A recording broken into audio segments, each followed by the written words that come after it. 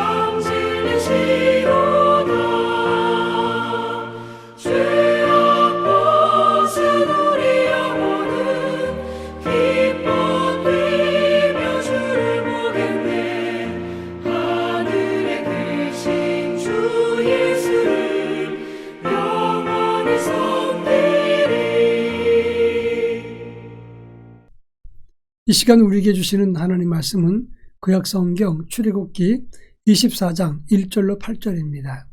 출애굽기 24장 1절로 8절 말씀을 한 절씩 교독합니다.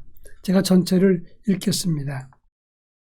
또 모세에게 이르시되 너는 아론과 나답과 아비후와 이스라엘 장로 70명과 함께 여호와께로 올라와 멀리서 경배하고 너 모세만 여호와께 가까이 나아오고 그들은 가까이 나오지 말며 백성은 너와 함께 올라오지 말지니라. 모세가 와서 여호와의 모든 말씀과 그의 모든 율례를 백성에게 전하매 그들이 한 소리로 응답하여 이르되 여호와께서 말씀하신 모든 것을 우리가 준행하리이다. 모세가 여호와의 모든 말씀을 기록하고 이른 아침에 일어나 산 아래에 제단을 쌓고 이스라엘 12지파대로 12기둥을 세우고 이스라엘 자손의 청년들을 보내어 여호와께 소로 번제와 화목제를 드리게 하고 모세가 피를 가지고 반은 여러 양푼에 담고 반은 제단에 뿌리고 언약서를 가져다가 백성에게 낭독하여 듣게 하니 그들이 이르되 여호와의 모든 말씀을 우리가 준행하리이다.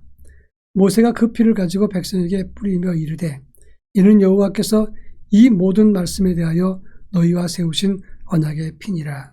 아멘. 국가끼리의 계약이나 기업 간의 계약을 맺을 때 이것을 명확히 하고자 약속이 깨어지지 않도록 헌법이나 또는 국제법에 의해서 안전장치를 걸어놓는 경우가 많이 있습니다. 국가끼리 계약을 맺을 때는 여러 나라가 개입을 하고 보증을 서서 증인이 될 때가 있습니다. 그런데도 불구하고 국가끼리 약속이 깨어지는 경우도 많이 있습니다. 또 그런가 하면 국제법상 신뢰도가 떨어지는 그런 나라와 약조를 맺을 적에는 사람들이 그 조약이나 약속을 꺼리게 된다고 하는 것입니다. 왜냐하면 깨어질 리스크가 크기 때문입니다. 오늘 우리가 읽은 본문의 말씀은 하나님과 인간 사이에 언약을 새롭게 맺는 장면입니다. 하나님과 이스라엘 백성 사이에 신정 국가로서 하나님이 계약을 공식적으로 맺는데 이 계약을 시내산에서 맺었다고 해서 이 언약을 시내산 언약이라고 말을 하는 것입니다. 이 본문에서 나타난 시내산 언약은 어떤 의미가 있는가 함께 살피겠습니다. 먼저 1절과 2절 말씀 보면 하나님은 모세에게 지시합니다. 너는 아론과 나답과 아비후 그리고 이스라엘 장로 70인 그들과 함께 여호와께로 올라와서 멀리서 경배하고 모세 너만이 내게 가까이 오고 백성은 너와 함께 올라오지 말라 이렇게 지시했습니다. 이 말은 하나님 앞에는 모세만 가까이 나아오고 그 모든 백성의 대표자들과 백성들은 저 멀리 떨어져 있으라 이렇게 말한 것입니다. 그 이유는 죄인된 인생 하나님의 언약을 수시로 깨고 은혜를 받고도 따르지 않는 그들은 신성한 지역에 올 수 없다는 것을 말하는 것입니다.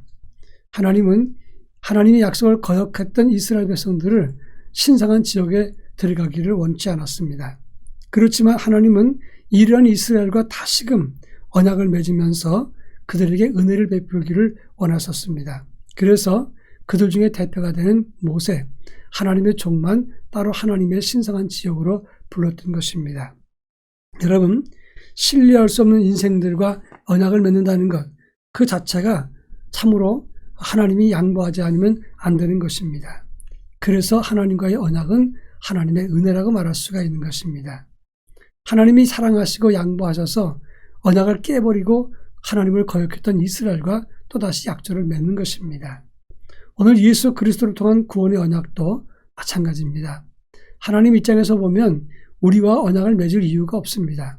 그러나 우리에게 은혜를 베풀어 주신 그 은혜로 인해서 우리가 예수 그리스도를 통한 구원의 언약을 받게 된 것입니다. 그런가 하면 3절에 보면 그들의 반응, 이스라엘 백성들이 해야 될 것이 무엇인가를 설명하고 있습니다. 여호와께서 말씀하신 모든 것을 우리가 준행하리이다. 이스라엘 백성들이 이렇게 고백하면서 다짐을 했습니다. 오늘 3절과 7절에 보면 똑같은 말씀을 두 번이나 반복합니다. 3절에서는 모세가 하나님의 모든 윤례를 전했을 때 이스라엘 백성들이 우리가 그 말씀을 준행하리이다 이렇게 합창을 했고 7절 말씀 보면 하나님의 언약서를 백성들 앞에 낭독했을 때 그들은 하나님의 말씀을 우리가 준행하리이다 이렇게 합창을 했던 것입니다. 어찌되었든 하나님이 은혜를 주셔서 하나님과 이스라엘 백성 사이에 언약을 맺으시니 우리는 그 하나님 말씀을 다 준행하리이다 이렇게 따르겠다고 고백을 하고 다짐했다고 하는 것입니다. 바로 여기에 중요한 포인트가 있습니다. 우리는 하나님 말씀을 듣고 그 언약을 사랑합니다. 그렇지만 그 말씀을 거역하고 따르지 않을 때가 많습니다. 그렇지만 하나님은 그런 우리를 포기하거나 버리지 않고 또다시 언약을 맺으시면서 말씀 안에서 우리를 살게 하셨습니다. 따라서 하나님 말씀을 들을 때나 볼 때나 이 다짐, 하나님께서 말씀하신 모든 것을 우리가 준행하리이다. 이런 다짐과 고백이 계속되고 반복되어야 된다고 하는 것입니다. 우리는 하나님 보실 때는 하나님 앞에서 악한 자여 신뢰받을 수 없는 존재지만 그러나 하나님이 약속하시고 은혜를 베풀어서 우리에게 언약하셨으니 우리는 그 말씀을 따르겠다는 결심을 날마다 시간마다 새롭게 다짐하는 영성을 가져야 되는 것입니다. 이제 마지막으로 5절부터 8절 말씀 보면 하나님은 이스라엘 백성들에게 소를 가지고 와서 번제와 화목제를 드리면서 피로 언약을 맺으라 말씀하셨습니다. 짐승의 피를 제단에 반을 뿌리고 그 나머지 반의 피는 백성들에게 뿌렸습니다. 이것을 일명 피의 언약이라고 합니다. 희생의 피를 뿌리면서 하나님과 인간 사이에 희생의 피가 화목을 이루었다 이렇게 선언을 했고 이 짐승의 피를 뿌린다는 것은 고대 근동 지방에서의 언약의 과정을 말하는 것입니다. 두 지파가 서로 언약을 맺을 때 그 피를 뿌리면서 그 짐승 사이를 두 족장이 지나갑니다. 그러면서 서로 언약을 맺게 되는데 만약에 우리가 언약을 잘 지키면 이 짐승을 함께 나눠 먹는 것처럼 즐거운 일이 반복될 것이지만 그렇지 않으면 그 피처럼 이 짐승처럼 언약을 깨는 자는 죽는다 이렇게 말한 것이 그 당시 고대 근동지방의 언약의 내용이었습니다.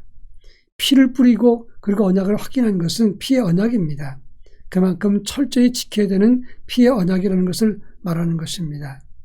오늘 우리는 하나님의 은혜로 하나님 자녀되는 은총을 받았습니다. 하나님의 은혜를 받은 우리는 철저하게 하나님 말씀에 순종하겠다는 결단과 다짐을 날마다 새롭게 해야 되는 것입니다.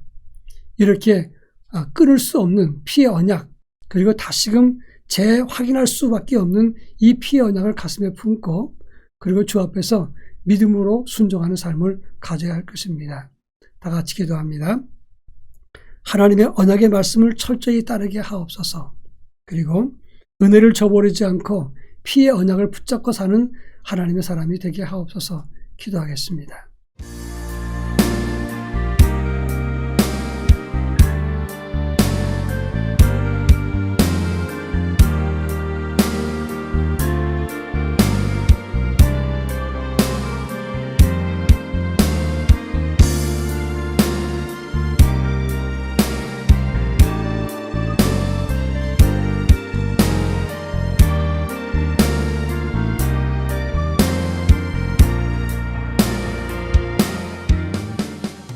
사랑 많으신 하나님 아버지, 하나님의 언약의 말씀을 굳건히 붙잡고 순종하며 살아갈 수 있도록 은총을 덧입혀 주옵소서. 하나님과 우리와의 사이는 피의 언약인 줄 알고 그 피의 언약을 붙잡고 새 생명을 얻은 백성답게 날마다 주의 언약을 기억하며 믿음으로 살아갈 수 있도록 은혜를 덧입혀 주옵소서. 예수님의 이름으로 기도합니다. 아멘.